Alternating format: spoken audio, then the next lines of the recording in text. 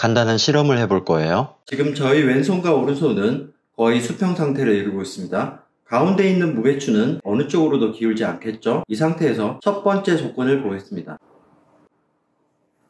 당연히 왼쪽으로 기울겠죠? 두 번째 조건입니다. 첫 번째와 두 번째의 차이는 왼손은 그대로 둔 채 오른손을 얼마나 높이 올리느냐의 차이였어요. 당연히 높이 올릴수록 더 빨리 떨어지겠죠? 세 번째 조건입니다. 세 번째는 오른손은 가만히 둔 채 왼손을 높이 올렸어요. 마지막으로 네 번째 조건입니다. 실험 재밌게 보셨나요? 지금 여러분들이 보신 것이 전기가 흐르는 이유입니다.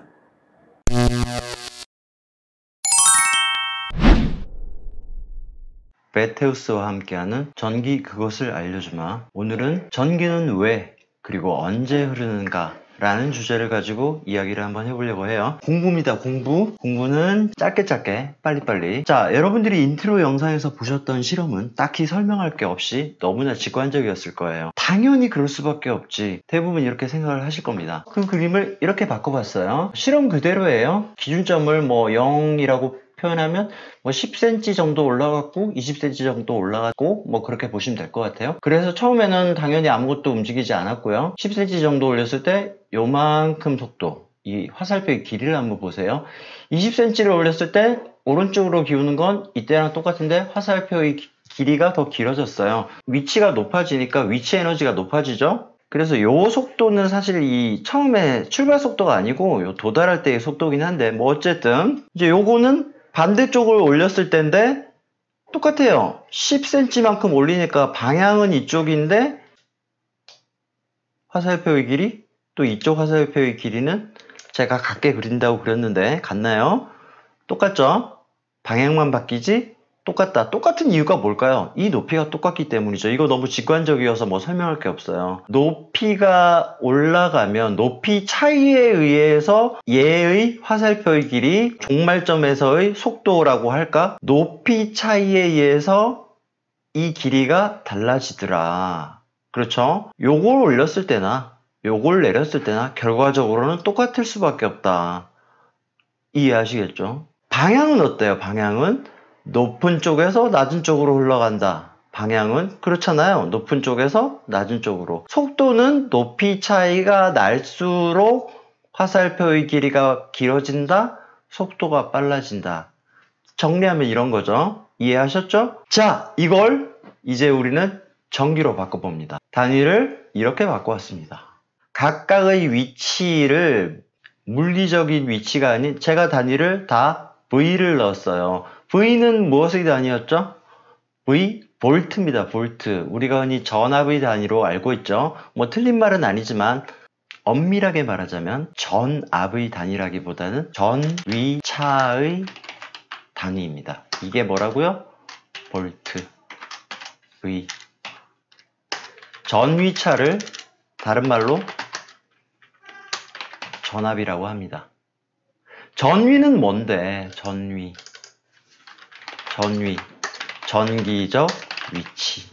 이 점이 이점보다 10V만큼 전기적인 위치가 높다는 뜻이에요. 기준점보다 이 점은 20V가 높다는 거예요. 기준점과 이 점 사이의 차이는 전위차는 얼마예요? 전위차 20이지 이 포인트와 이 포인트의 전위는 각각 얼마예요? 10V고 20V죠. 그러면 전위차는 얼마예요? 10V죠. 그래서 이 점과 이 점 사이의 전압은 10V가 걸리는 겁니다. 이 무게추가 움직이는 거를 전류가 흐른다고 생각을 한다면 전류의 방향은 항상 전위가 높은 곳에서 낮은 곳으로 20에서 0으로 이쪽에서도 10에서 0으로 전류의 방향은 전위가 높은 곳에서 낮은 곳으로 흐르는 겁니다. 여기도 마찬가지죠. 전위가 이곳은 마이너스 10V고 여기는 0V니까 이번에는 항상 오른쪽으로만 흐르는 게 아니라 이쪽으로도 흐른다. 전위가 높은 곳에서 낮은 곳으로 전류는 흐른다. 방향은 그렇고요. 화살표의 길이 여기서는 요만큼이었을 때 여기서는 이만큼이었죠. 전류의 방향은 전압이 높은 곳에서 낮은 곳으로, 전류의 세기는 전위차가 클수록 커진다. 이겁니다. 오늘의 결론은 이거예요. 정리할게요. 전류는 전기의 흐름이고요. 전기가 흐른다라는 말은 다시 말해 전류가 흐른다는 말과 똑같습니다. 오늘의 타이틀이 뭐예요? 전기는 왜 언제 흐르는가? 뭐 같은 말인데 왜 흐르는가? 전위차가 있기 때문에 흐르는 겁니다. 언제 흐르는가? 전위차가 있어야 흐르는 겁니다. 방향은요? 전위가 높은 곳에서 낮은 곳으로 흐르는 겁니다. 세기는요? 전위차가 클수록 세지는 겁니다. 이것이 전류가 흐르는 이유예요.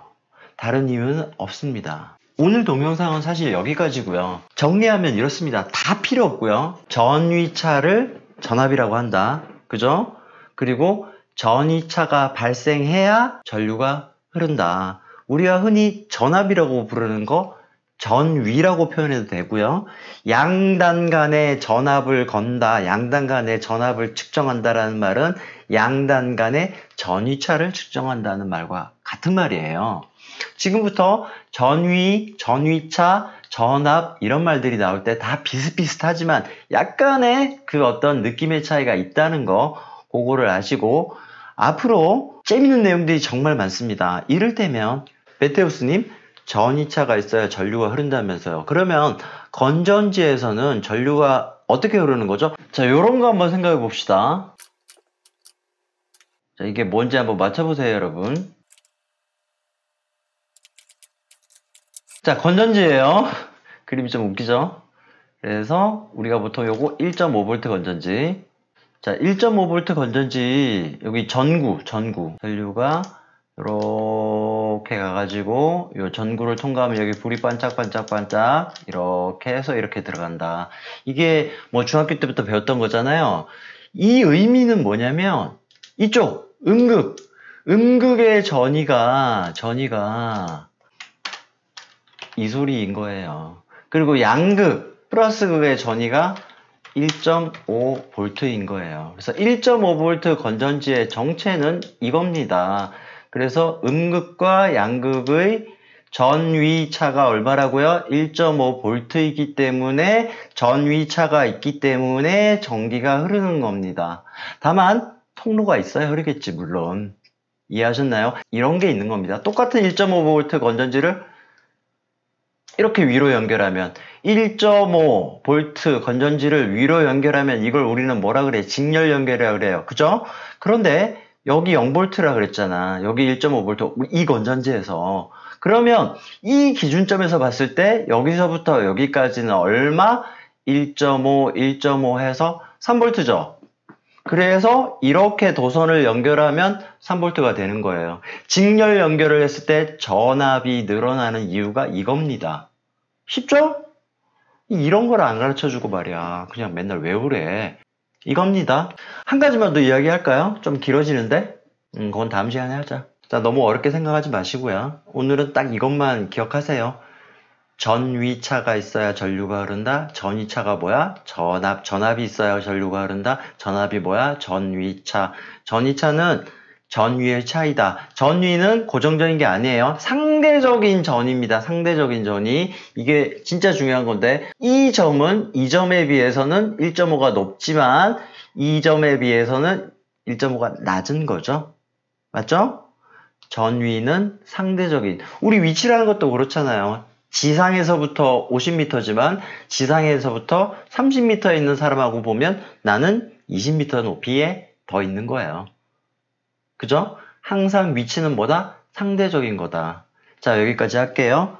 지금까지 메테우스였습니다. 감사합니다.